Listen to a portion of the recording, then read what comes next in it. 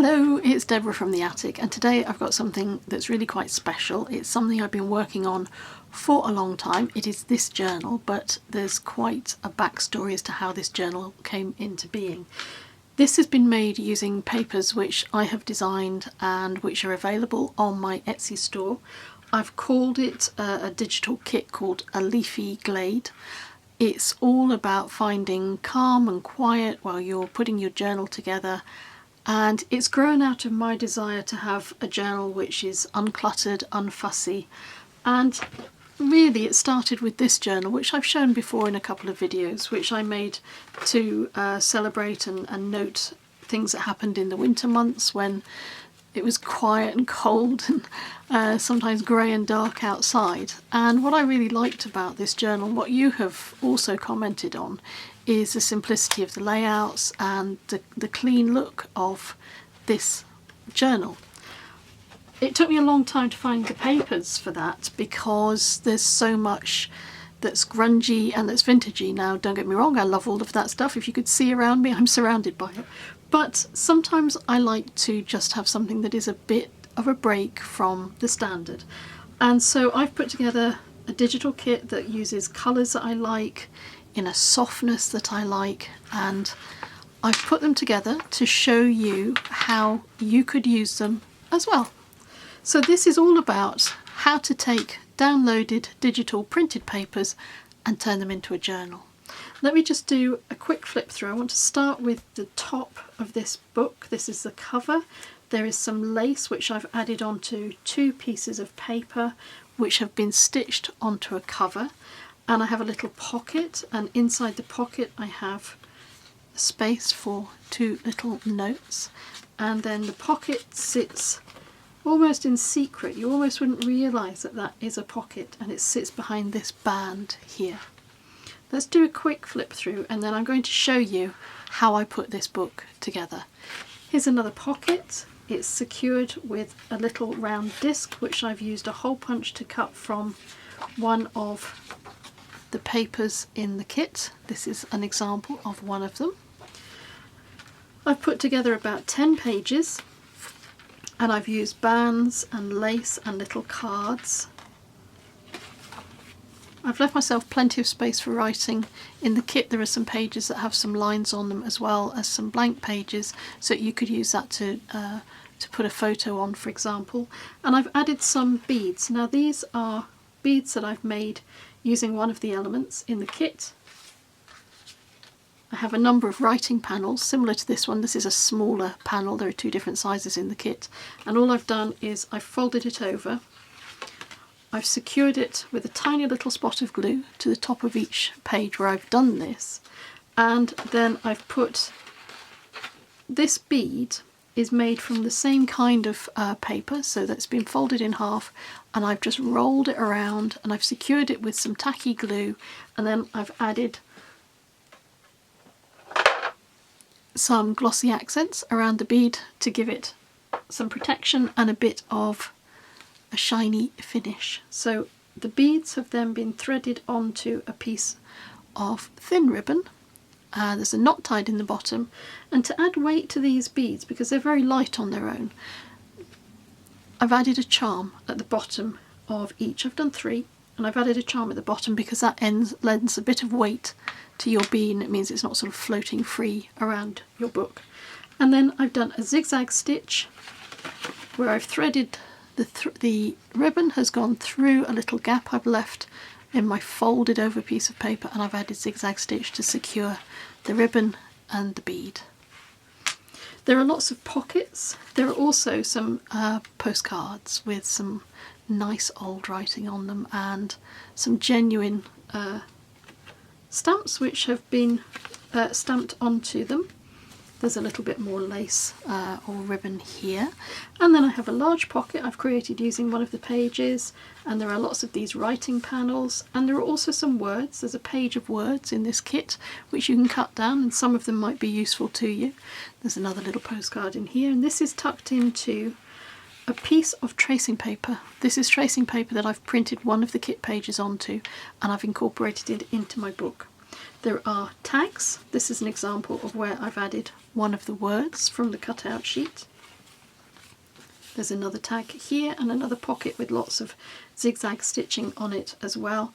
There's also this little flap here. This is another circle I've cut using a hole punch, and you can slot things into there as well if you want.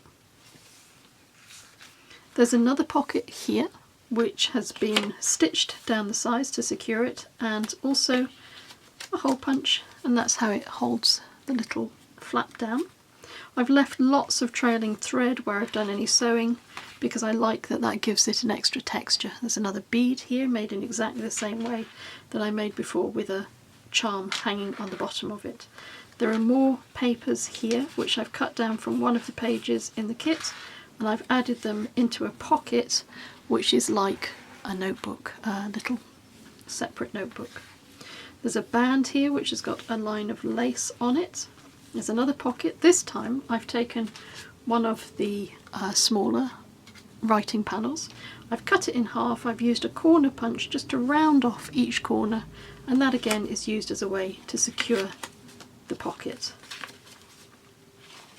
I've added a piece of paper across the top here just for some extra decoration and interest. And here's another pocket, but this time it has an envelope in it.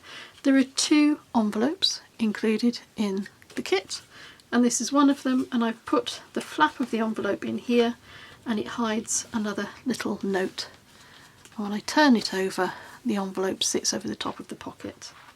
These are all ideas that you can put together and use in any journal that you have. But I wanted to show you how the papers in my kit, because this is my very first kit, I wanted to show you how they all work together and how they could look. Here's another example where I've used the writing panels and I've added one of the words from my page and another envelope with a little notelet inside it. And this time it's secured in another piece of the really beautiful tracing paper. It's ordinary tracing paper and it's just printed. Another band with some notes inside it, and another pocket here. This page has got a nice lace edging, and this page has another of the little homemade beads, the little paper beads, with a charm to weight it, and stitched again at the top there. And then there are lots and lots of pockets and cards and tags on that page as well. The final page is decorated with one of the sheets of paper from the kit which I've cut down. I've roughened the edges a tiny little bit and I've put a disc at the top there. I'm going to show you how I made this in detail coming up next, but I wanted to show you how this first ever kit looks and how I envisaged it, and it's pretty much come out as I had that mental picture in my own mind of when I first ever decided to sit down and learn how to use software to produce something like this. So I hope you will enjoy the rest of this video. There are all sorts of tips and tricks in there. Once you have downloaded your digital kit, the next thing you'll want to do is print it out. I print out mine on A4 sheets of paper, and it's 160 grams per square metre. What that means is that I'm using a paper that is about double the thickness of photocopy paper. I like this weight of paper because it's not as flimsy as just an ordinary photocopy paper, and it's a little bit thicker than card, and it's a perfect thickness for you to sew and glue other embellishments into your book. I'm going to do a quick flip through of the papers that come in the kit. These are 2 pages side by side that measure 5 by 7, so the whole thing is 10 by 7, and they're all the same size of page, so that if you put your copier paper through your printer a second time, you can print on the other side, and that will make it really quick for you to pull your journal together. So let me quickly show you each of the papers. There are a lot of papers in this kit. They're a mixture of designs. There are some that have got quite a lot of activity on the page, and there are others where there is really just a gentle background. I like the variety myself when I'm journaling. Here's an example of a page that's almost completely blank, but that means that you've got an opportunity to fill that page. This is a full page, so it doesn't have the split down the middle. The reason for that is that when we get to some of the other elements that you might want to print, if you want them to have a background, you can print your element, and I'll show you in a moment, and then you can turn it over, put it through your printer again and have a background on it if you don't want a plain white card background. This is a second single page. I say single page because it's one big page, it's not split down the middle. And again, it's so that you can have a background on some of the other elements in the kit. And I think the leaves and just the softness of the designs really capture what I wanted, which was a sense of a journal that was spacious, calm, lots of clean space, and then it's up to you how much you fill that space. There are 4 postcards, and these are exactly the sort of thing that you can run through your printer, and then you can put it through your printer again, and you can have this on the backing if you didn't want to just have plain paper. So it's up to you, but I thought it was important that you had that option. This page has got 3 large tags on it and 3 plain cards. And then this sheet is for making notes. There are some large boxes and there are some little skinny boxes, and the idea is that you just cut these out and you can write a little topic on there or a heading on there, and the same with the smaller ones. I wanted to have 2 different sizes. And this strip here is a band. So this is a band that you could put in your centre of your book and tuck things into.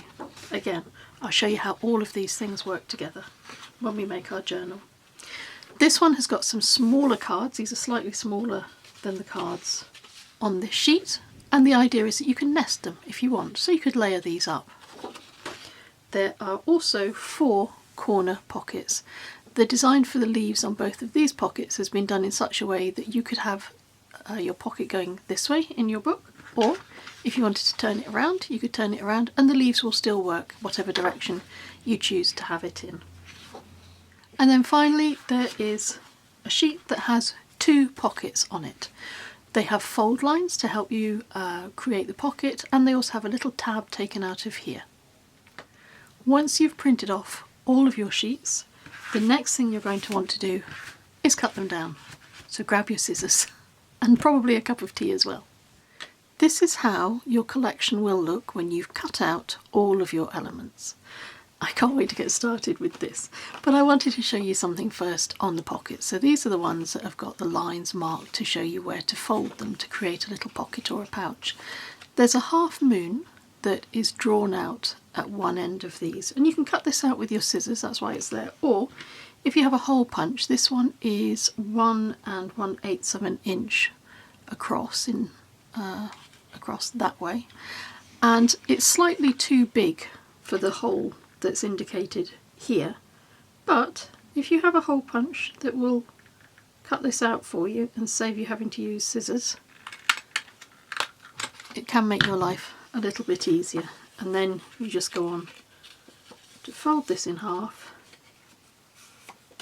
and create your little pocket. And I've printed out about 6 or 7 pages, and I've printed them out with backs on them. So this is how I'm going to put my book together. And as you can see, you don't actually have to do anything. All you have to do is decide which pages you want. Now there's one final sheet I haven't shown you yet, and it's this one. This is, I hope, going to be really, really useful. This box has got orange lines around the outside, and to begin with, to make use of this, you will cut this out. I'm going to cut this from that bottom piece so we can focus on it. But I haven't seen this before myself, and I really wanted to include it because when I make journals, this is the bit that takes the time to measure this up and get this right, and so I wanted to include this to make it as easy as I could for you. The words are there as a little extra something, and maybe these words will chime with you when you're putting your journal together or when you're using it. But I wanted you to have something that would give you a start, and maybe even, you won't use these at all, but these will give you some ideas of words that you might want to include in your own journal. I have a little trick that I want to show you. This is a page that I've just printed out from the kit, but I've printed it on a really thin, really cheap tracing paper. It's one of the subtle background prints. It's on white paper so that you can see it. And the way that I did it was I added a line of adhesive on a plain white piece of paper. So I added adhesive at the leading edge that I know goes through my printer, and then down both sides, so that the tracing paper could be glued onto the top of my sheet. Now when you're adding glue near the edge of printing paper, don't add it right up to the edge. Leave a little tiny gap. It shouldn't be enough to scuff it going through your printer. It should still feed through okay, but it reduces the risk that you might have a little bit of this type of dry adhesive going through your printer and perhaps going things up. So always leave a tiny little gap anywhere that you're adding a line of glue. Now these sheets are smaller than an A4 sheet of paper. These are designed to be a 5x7 journal, so I know that that means I've got a couple of choices how I can remove this paper. I can either peel it away and just peel away the adhesive, pull it away from that, or what is easier is, since this is the area, this grey area is the area that I want anyway, I'll just cut it free. So I've cut away all the areas where it was being held down. Now you can see why I had the white sheet underneath, so you can actually see what it looks like. But that means that I have another sheet of interesting paper, different textured paper, that I can add into my journal. I've got all of my pages cut, and I've put them into the book in an order that I like.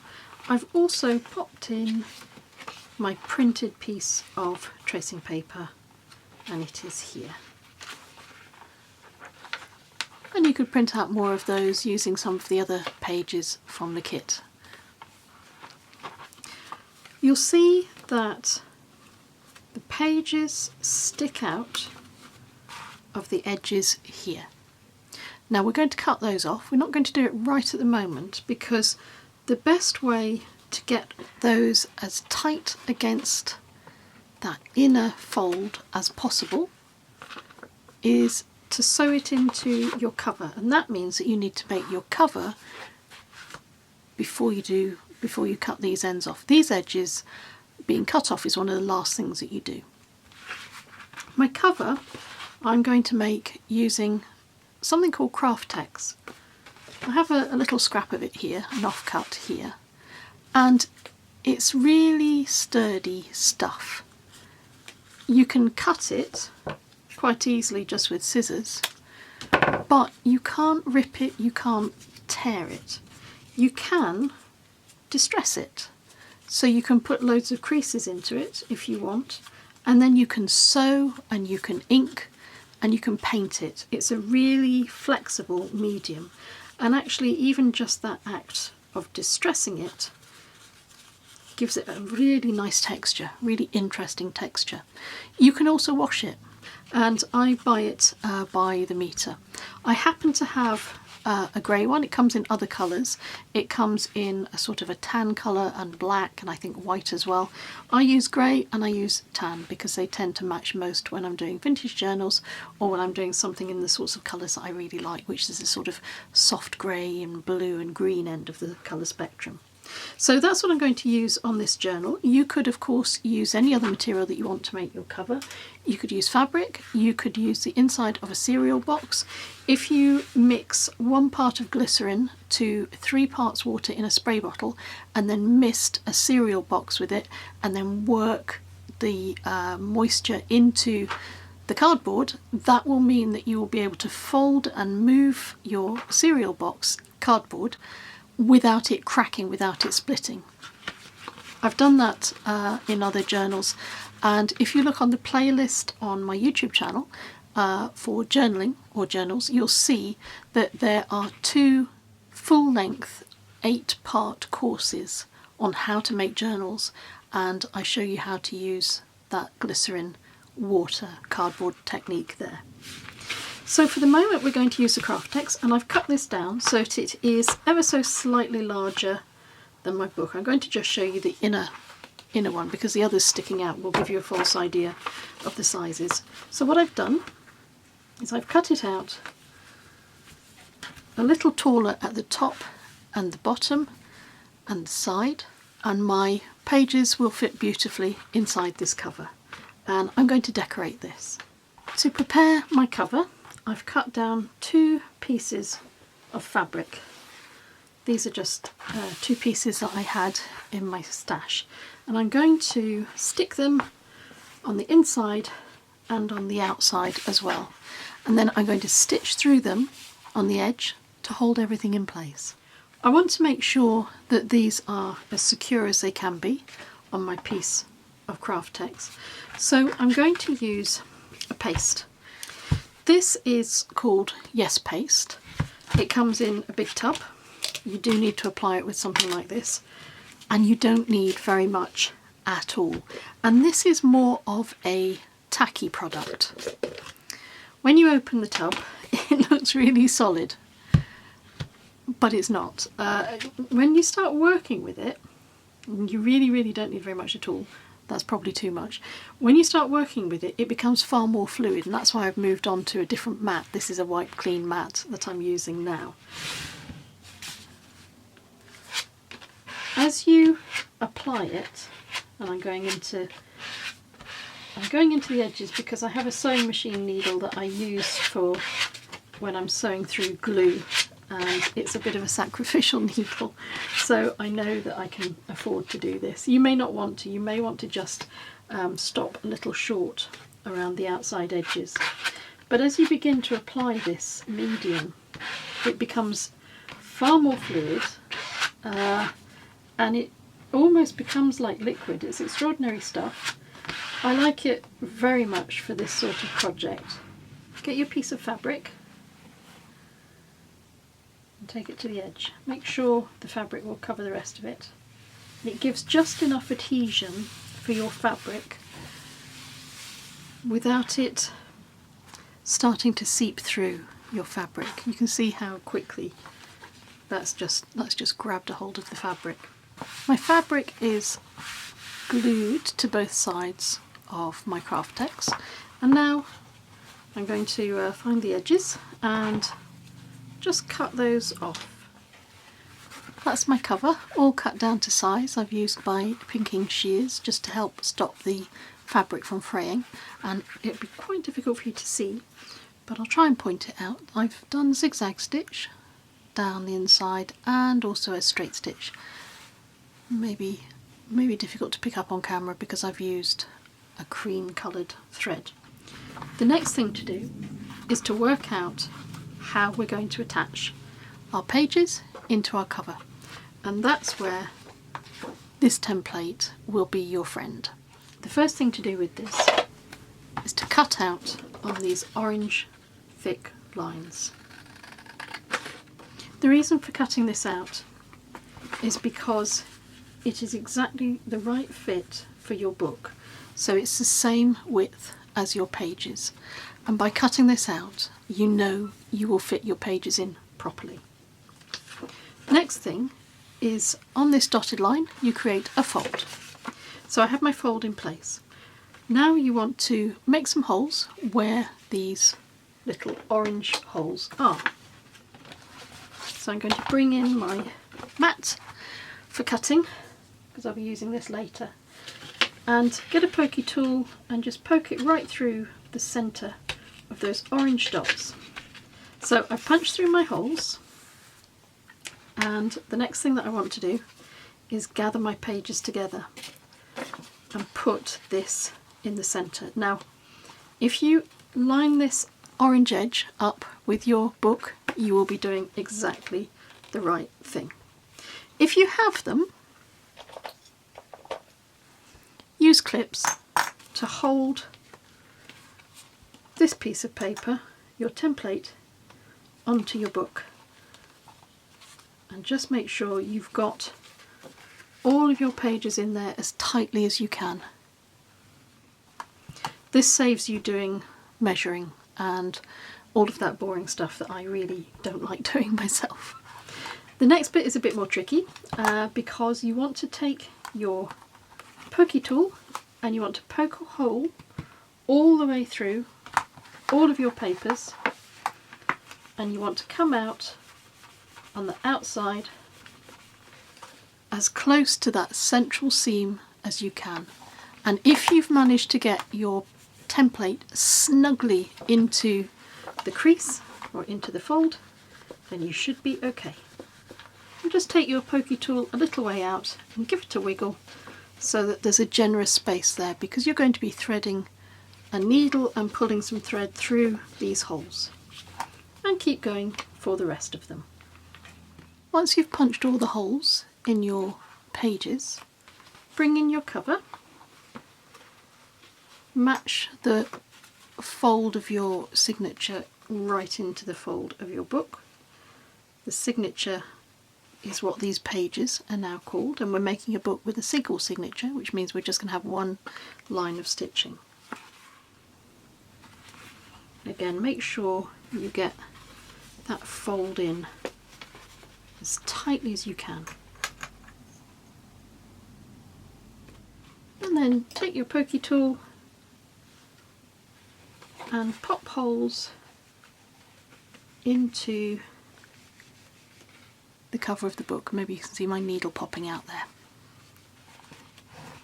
The next thing I'm going to do is I'm going to take some thread. This is just some twine. I think it's crochet twine. It's not too thick, it's not too thin. And I've cut off about 1 metre, very, very roughly. And I have a block of beeswax. If you don't have beeswax, use a candle. What you want to do is just run the thread over the wax. This will give it a nice coating, which I think strengthens it a little bit and means that it has greater longevity, but it also means it's a little easier to pull the thread through the holes in your book. Get a needle with a nice big eye to make your life easier. Leave yourself a nice long tail. What I do is I make sure my tail is grabbed by one of my little bulldog clips, and that means I won't forget what I'm doing. But make sure you've removed your template before you start sewing. So I'm going to move my clips. There we go. This template tells you in this paragraph in the top what you need to do. So some people like to have words, some people like to have diagrams. You have both.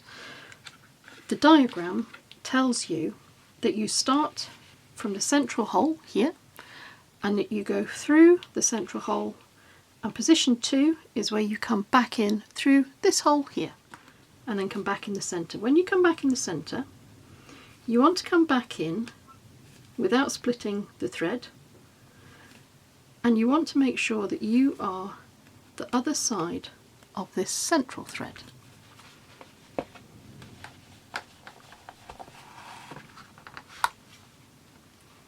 We've done our sewing now, so we can put our needle away, and I can remove my clips. I hope you can see that the thread, the central thread, is over the top of both of these that have come back in from the hole.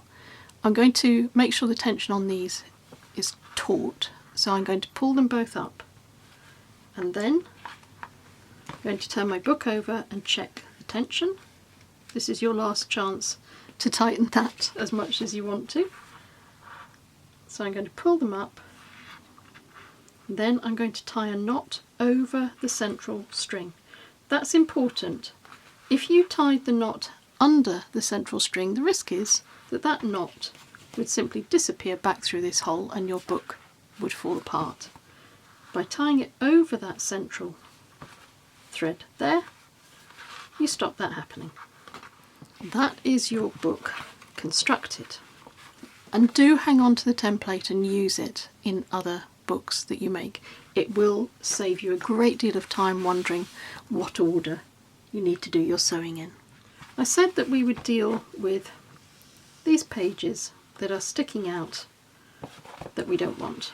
And because this is Craftex and fabric, I can bend the book right back like that. And that exposes all of those extra pages so that I know I can cut down the side of those. When I was designing the pages for this book, I very deliberately left the edges without designs on them. And that's so that you know you can cut away and you're not going to lose any key part of any of the designs. The way to cut these away now is to get a steel ruler. It's worth investing in one like this. It has a lip here which will raise my fingers up from where I'll be cutting, and it protects my fingers. So you want a steel rule and you want a nice sharp craft blade. I use a scalpel. I found this on Google. Cut very gently through the layers. You're not trying to cut them all at once. It doesn't take too long and it will give you a beautiful, neat edge. I think that will do nicely. There we go, nice straight edges, and I haven't lost any design elements because there very deliberately weren't any design elements that went right up to the edge of the page. Now we've actually finished the construction of our book, the fun stuff really begins. We've got all of our elements cut out ready to put into the book, so this is where you can begin to decide things like where you might want to put some tags, where you might want to attach some pockets in the corners of your book, or even where you might want to bring in some different elements and add some lace onto the edge of your pages. So I hope you found that useful, that exploration of how to use papers from a digital kit. I hope you found some tips and tricks in there that you can apply to any journal that you make. And thank you very much for your time as always. Thank you for watching, and until we meet again, take care.